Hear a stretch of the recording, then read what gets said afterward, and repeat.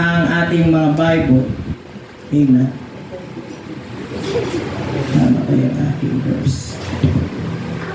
2, verse 15 to 17. Huwag ninyong ibigin ang sanlibutan o ang mga bagay na nasa sanlibutan.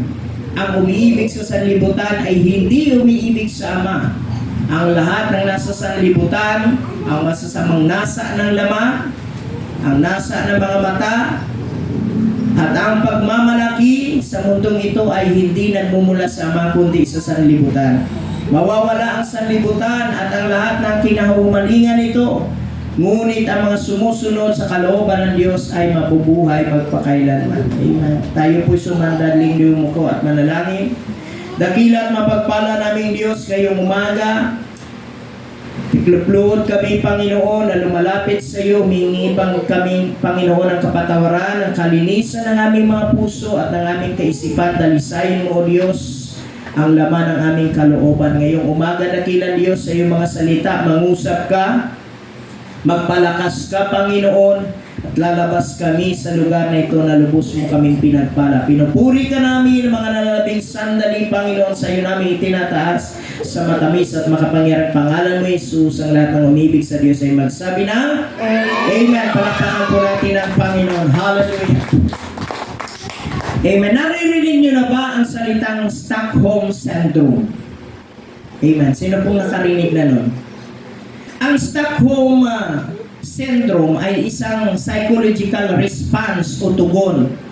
Pagkilos na kung saan ang mga hostage, mga biktima ng pag-aabuso ay nagkakaroon ng positibong damdamin o ugnayan at katapatan sa kanilang mga nang-abuso sa kanila o sa capture.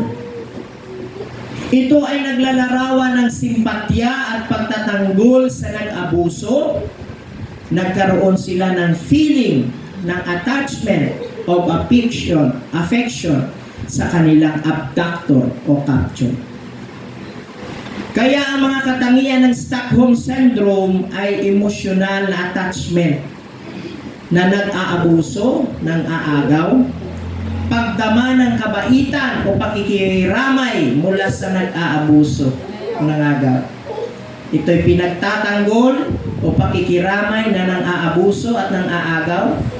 Pagbuo ng negatibong pananaw sa mga otoridad, pamilya, at mga kaibigan na nagsisikap na tumulong. Kahirapan sa pag-alis sa sitwasyon o pagtanggi na makipagtulungan sa mga otoridad. Amen. Wala po itong pinagkaiba. Amen. Itong mga kabataan na nire-recruit ng mga maaga sa eskwelahan para sumapi sa mga NPA. Dadalhin sa kamundukan, papractice nila, at ito ay tinuturuan nila na kumakalaban sa ating bansa. Amen. Sa Biblia, dapat tayo umibig sa Diyos sa mga bagay na sa Diyos. Ito po ang ating binasa kanina. Huwag ninyong ibigin ang sanlibutan o ang mga bagay na nasa sanlibutan. Ang umiibig sa sanlibutan ay hindi umiibig sa Ama. Ngunit may mga bagay sa Biblia na huwag dapat natin ibigin. Amen. Kaya ito po yung ating pag-aaralan ngayon. Amen. And I want to preach, and I've been entitled The Forbidden Love. Amen. Pinagbabawal na ibigin. Ibigin. Amen. Una, forbidden to love the world. Ito yung ating binasa kanina. The worldly things. 1 John 2:15-16, huwag ninyong ibigin ang sanlibutan o ang mga bagay na nasa sanlibutan. Ang umibig sa sanlibutan ay hindi umiibig sa Ama. Amen. Huwag tayong makiuso, makiayon sa sanlibutan. Amen. Na magre-resulta ng paglayo. Amen. Sa paglilingkod sa Panginoon o sa ating mga pananampalataya. Maraming mga trends sa social media ng sanlibutan ito na hindi naaayon sa kalooban ng ating Panginoon. Amen. Yung TikTok dance challenge, gaming, mga pananalita o fashion. Diba? Yung TikTok ngayon, pati si Father nagti-TikTok na rin sa pulpit para i-reels. Diba?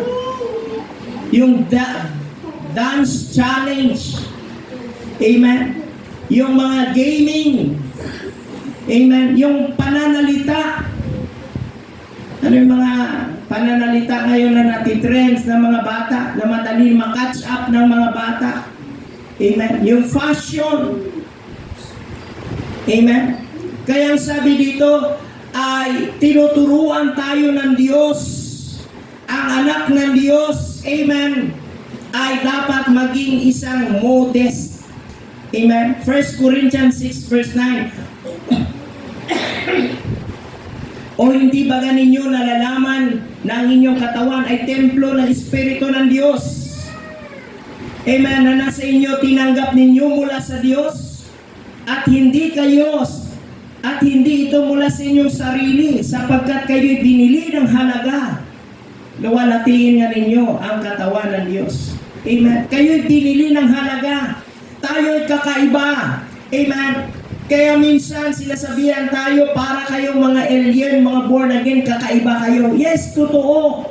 Tayo po ay kakaiba. Ang atin pong, amen, tayo po ay hindi mamamayan sa mundong ito. Amen. Tayo po ay manlalakbay, traveler lamang, ang sabi nga.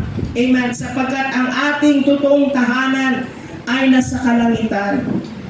Kaya tinuturuan tayo ng Diyos na maging, amen, modest tayo, amen, sa ating buhay. Kaya mamuhay tayo, ang sabi dito, live life of holiness. Amen. Tayo'y mamuhay na mayroong kabanalan sapagkat ang Diyos ay banal. 1 Thessalonians 4:3, sapagkat ito ang kalooban ng Diyos. Amen. Kalooban ng Diyos na tayo'y mamuhay ng mayroong kabanalan na kakaiba sa mundong ating, amen, nakikita. Sa makatuwid bagay, ang inyong buhay ay pagpapakabanal. Amen. Kaya hindi lamang yun. Ang ating buhay, amen, paglilingkod sa Panginoon, everything you do is for the glory of God. Yung ating mga ginagawa, ito ay dapat maluwalhati ang Diyos. Amen. Ang ating bang mga ginagawa ay nanululuwalhati ang Diyos sa ating buhay. Amen. Kaya ang sabi sa 1 Corinthians 10:31, kaya kung kayo'y nagsisikain man o nagsisiinuman o anuman ang inyong ginagawa, gawin ninyong lahat sa ikaluwalhati ng Panginoon. Amen. Pag tayo ba ay nagsisikain, diretso na lang kain? O tayo ba ay nananalangin? Yung ating mga anak, kasama natin sa ating lamesa, pag sinabi ba, asa ng pagkain, kakain na tayo, paghain, halalat, lapang. Wala nang pasasalamat sa Panginoon. Amen. Minsan po, guilt po ako nito.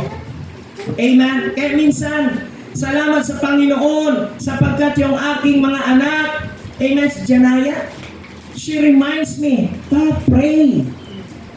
Yes, truly.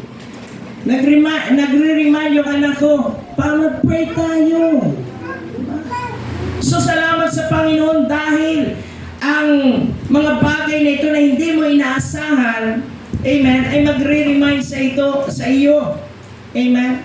Magsisiinuman o anumang mga bagay na iyong ginagawa, magre-remind sa atin, everything you do is for the glory of God. Amen. Na maluwalhati ang Diyos sa ating mga ginagawa sapagkat nga tayo ay hindi, amen, nabubuhay para sa mundong itong nakagaya ng nasa sanlibutan. Kundi tayo ay binili ng halaga ng ating Panginoon at magiging kakaiba tayo. Amen. Palakpakan po natin ang Panginoon. Hallelujah! This verse